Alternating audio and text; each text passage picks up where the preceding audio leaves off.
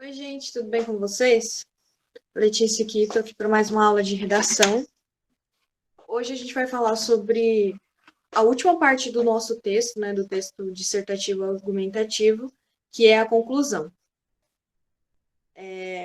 Eu sempre falo para vocês que a introdução é muito importante, que o desenvolvimento é importante e a conclusão não deixa de ser importante também. Só que a conclusão, ela tem aspectos diferentes. Então, apesar dela ser também importante, eu acredito que ela é mais fácil. Vocês vão entender por quê. Ó, na parte final, ou seja, na conclusão do texto, devemos fazer um apanhado geral das ideias que foram desenvolvidas durante as duas partes iniciais do texto, a introdução e o desenvolvimento, e arrematá-las. No entanto, a conclusão de um texto deve ser sucinta, ou seja, a parte de apresentar os argumentos é no desenvolvimento.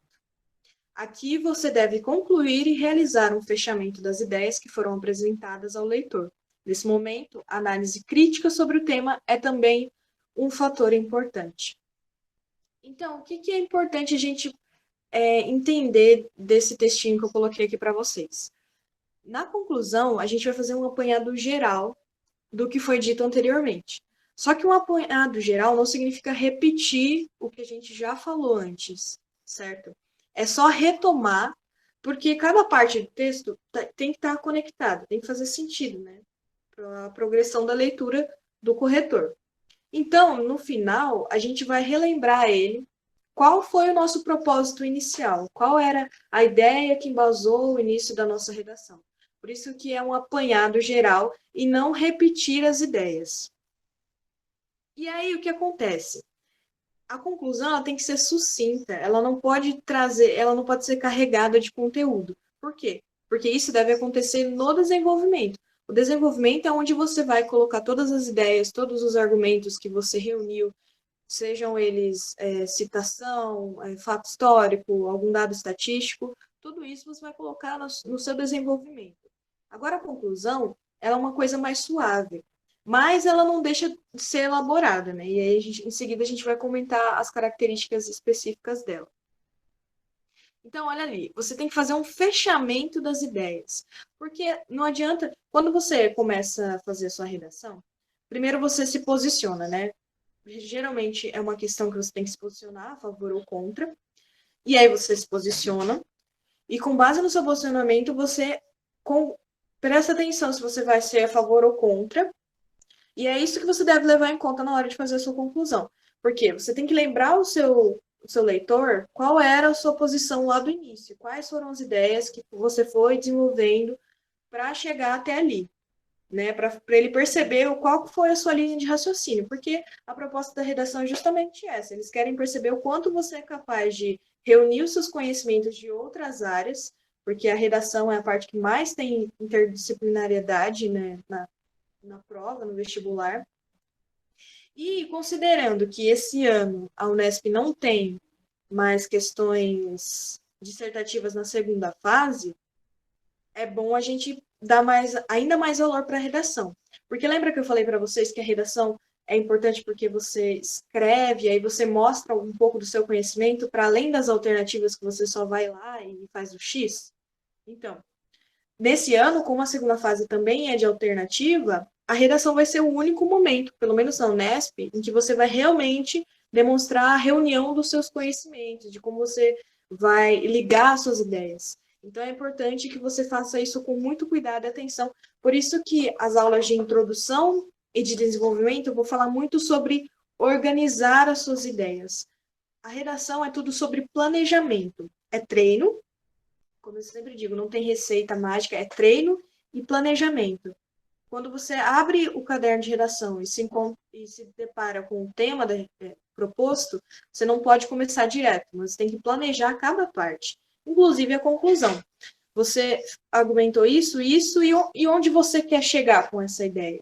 É isso que você mostra para o seu leitor na conclusão, onde você queria chegar com aquilo que você começou antes.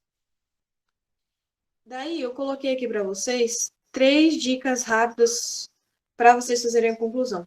A primeira delas é: seja breve e não fique enchendo linguiça. Por quê? Porque a linguiça já foi enchida antes, né? Não é linguiça, né? São os argumentos que você Separou. Então, a conclusão ela não deve repetir, não pode repetir as ideias de antes. E se você repetir, o seu leitor já vai estar cansado, ele já sabe o que você queria dizer. Você já deve ter feito isso no desenvolvimento.